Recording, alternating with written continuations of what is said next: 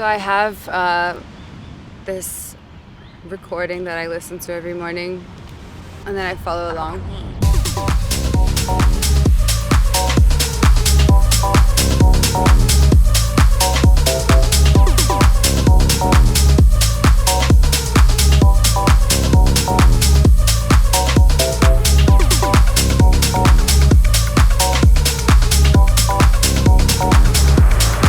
You'll see like my stomach moving, because the first breath is like, and then the second breath is, and then the third breath you go,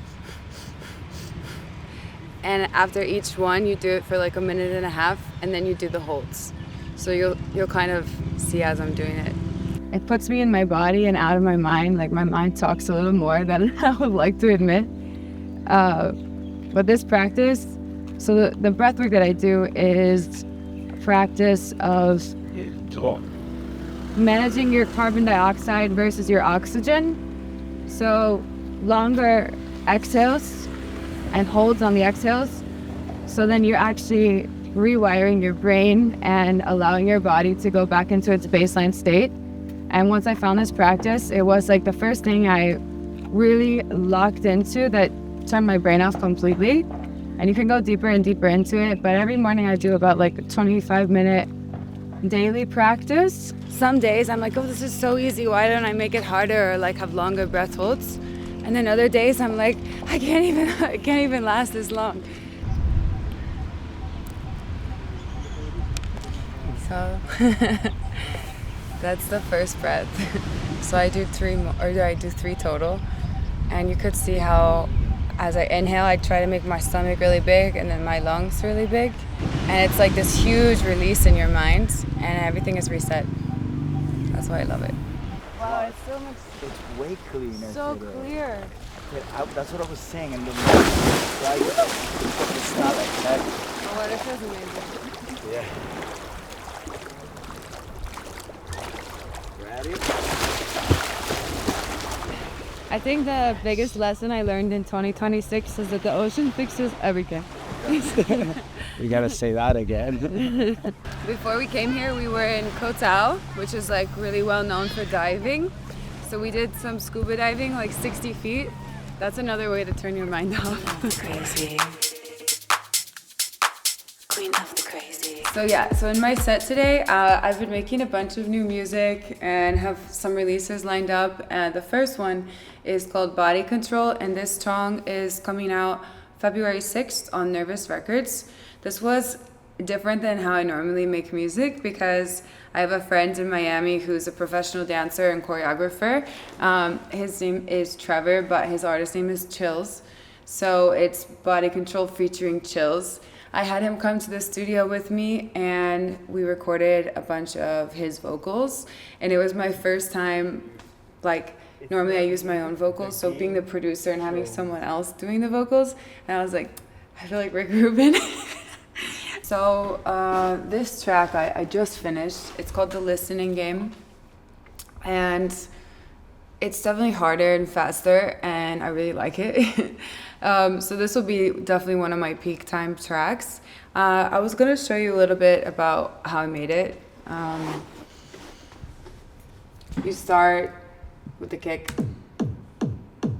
It's like 145 BPM, but today I'll play it slowed down. And then we have like our bass. So it kind of gives this like really trippy like dun, dun, dun, dun, dun. And then I have drums. It's fast. I like this track because it has a lot of like energy. And then I have a bunch of synthesizers,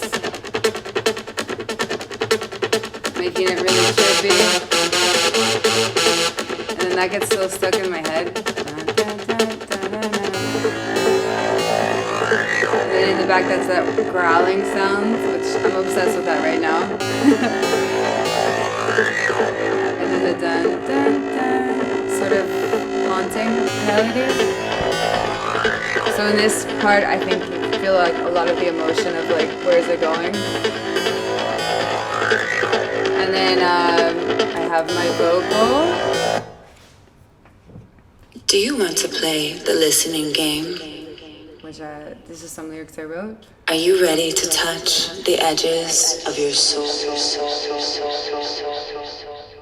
To taste stillness and let it take control? I think that's my favorite line. Do you want to play? Take control. So, and then when you hear it all kind of put together, it sounds like this.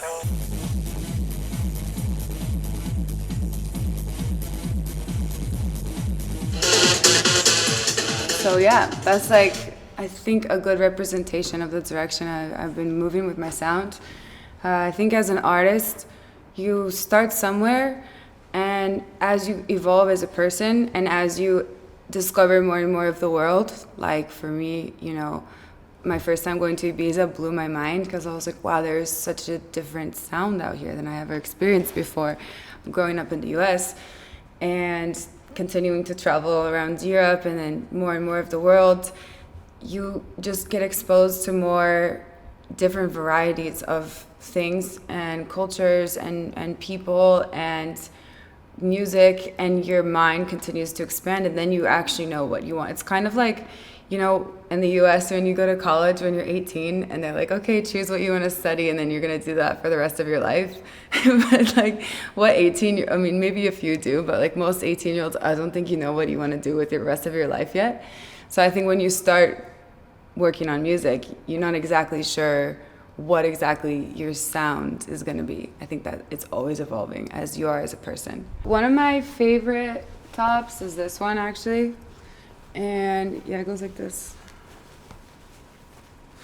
But the designer her name's Victoria Cooper, and she has this brand, Capsule, in Miami. And well, she's from Italy, but she's one of my best friends, and we started working together about a year ago. And she is like a fashion guru for me. So she styles a lot of my shows, and she also makes me a lot of custom fits so no one else has them. And it's been really nice working with her because I never realized how much time you spend thinking about what you're gonna wear. So she makes my life really easy. She shows me like an idea, and then we kind of create it together, and then she sews it, and then I have a sick fit. I might bring this too, because I might wear that under something, or like with a, I don't know. Let's try things on. What would you hear? So our meditation project is called Duality is Reality. And that's a name I came up with because, you know, we live in these two very different worlds, but they're both based in sound, which in one way is able to be like very relaxing and recalibrating and rewiring when it's like sounds like the gong or Tibetan bowls.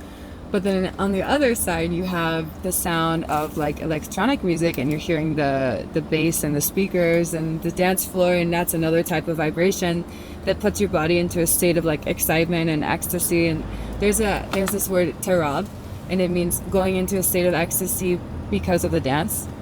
And so that's where duality comes from. We're able to be in both worlds, and I think that's what's realistic. That's literally the goal that I think we all want to get to, is to just be able to go into a peaceful state of not thinking. The first time I played in Serbia, the guys that booked me, after the show, they're like, hey, we want to show you something. We think you're going to like it. I'm like, okay. So they take me to this artistic cultural center, and they have like an entire bee sanctuary there. And they let me lay on top of a bed filled with like hundreds of thousands of bees. And then the bee whisperer lady, she like knocks on the bed and like makes some weird like whistling sounds. And then all of a sudden, all the bees woke up at once and started buzzing. And I was like laying on top of it for 10 minutes. And afterwards, it was the most calm I've ever felt in my life. So that's our goal. We want to have hundreds of thousands of bees. Make a bee bed. For when people come over to do sound healings, they can lay on top of it. Imagine doing our disco naps in a bee bed. So it wasn't about the honey, it was about the... No, it's the buzzing. It's not the honey, the reason why their lifespan. It's because they're in constant interaction with the hives, and the hives are resonating. Buzzing, they're yeah. resonating at such high frequency. It's like the buzzing of the bees, of their wings. is a specific frequency that's like one of the most healing frequencies in the world. And because they're in constant interaction with hundreds of hives every day, then that's why they're constantly in a sound bath, basically. My frequency is buzzing. Yeah, just the vibrations and everything. And now they even sell the beds for people that are beekeeping. They sell you beds that have like a space where the bees can build their own hives underneath. So a lot of beekeepers are doing that.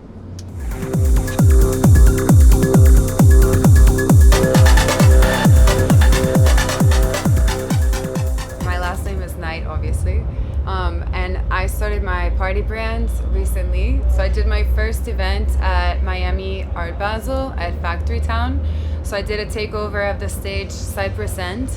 And everything was silver, and we had like chains hanging everywhere, smoke.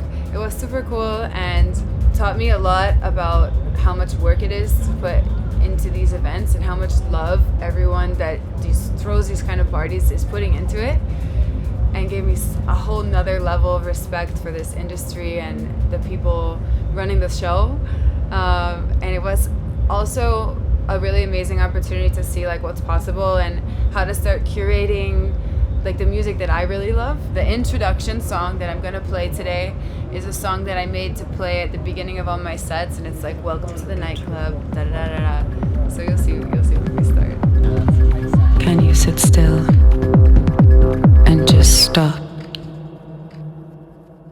Would you believe me if I told you the greatest teacher of all is silence? Would you listen? What would you hear?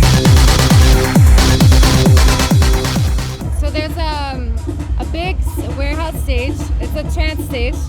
They're like, during your set, the DJ's supposed to play right now missed her set. So they're like, Lucas, can you play trance? And he's like, yeah, sure. So right now he's playing like one of the main stages. So we need to find a ride to catch the end of the set. That's some Lucas shit. Thank you so much.